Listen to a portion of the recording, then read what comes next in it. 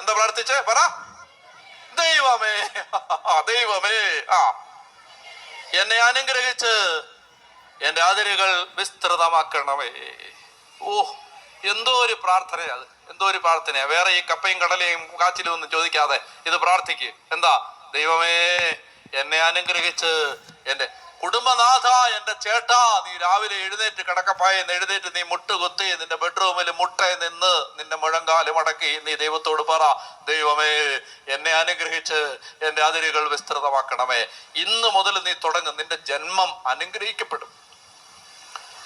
ദൈവമേ, എന്നെ അനുഗ്രഹിച്ച് എന്റെ അതിരുകൾ വിസ്തൃതമാക്കണമേ. അവർക്ക് പറ, ദൈവമേ, എന്നെ അനുഗ്രഹിച്ച് എന്റെ അതിരുകൾ വിസ്തൃതമാക്കണമേ. അടുത്ത വാക്യം, അങ്ങയുടെ കരം എന്നോട് കൂടെ ആയിരിക്കുകയും വിപത്തുകളിൽ നിന്ന് എന്നെ കാത്തുകൊള്ളുകയും ചെയ്യണമേ. എന്തോ ഒരു പ്രാർത്ഥന, എനിക്ക് അറിഞ്ഞൂടാ. എന്റെ ദൈവമേ, എന്തോ ഒരു പ്രാർത്ഥന ഇത്. എല്ലാം ഉണ്ട് അതിനകത്ത്, എല്ലാം ഉണ്ട് അതിനകത്ത്. കളയല്ലേ, കളയല്ലേ, മറന്നു പോവല്ലേ. ഇനി സീരിയലിനകത്ത് ഇതിനെ മുക്കി കളയല്ലേ. എന്താ ഈ പ്രാർത്ഥന? ദൈവമേ, ഈ കഷ്ടാർത്ഥന എനിക്ക് അറിഞ്ഞൂടാ. എന്റെ ദൈവമേ, എന്തോ ഒരു പ്രാർത്ഥന ഇത്. എല്ലാം ഉണ്ട് അതിനകത്ത്, എല്ലാം ഉണ്ട് അതിനകത്ത്. കളയല്ലേ, കളയല്ലേ, മറന്നു പോവല്ലേ. ഇനി സീരിയലിനകത്ത് ഇതിനെ മുക്കി കളയല്ലേ. എന്താ ഈ പ്രാർത്ഥന?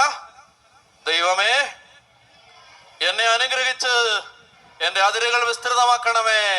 അങ്ങയുടെ കരം എന്നോട് കൂടെ ആയിരിക്കുകയും വിപത്തുകളിൽ നിന്ന് എന്നെ കാത്തുകൊള്ളുകയും ചെയ്യണമേ. ബൈബിളിൽ ദൈവം പറയുകയാണ്, അവന്റെ പ്രാർത്ഥന ദൈവം കേട്ടു. ആ പ്രാർത്ഥന കേട്ടു എന്നാണെങ്കിൽ, യാബസ് പ്രാർത്ഥിച്ചപ്പോൾ അത് കേട്ടെങ്കിൽ നീ പ്രാർത്ഥിച്ചാലും അത് കേൾക്കും.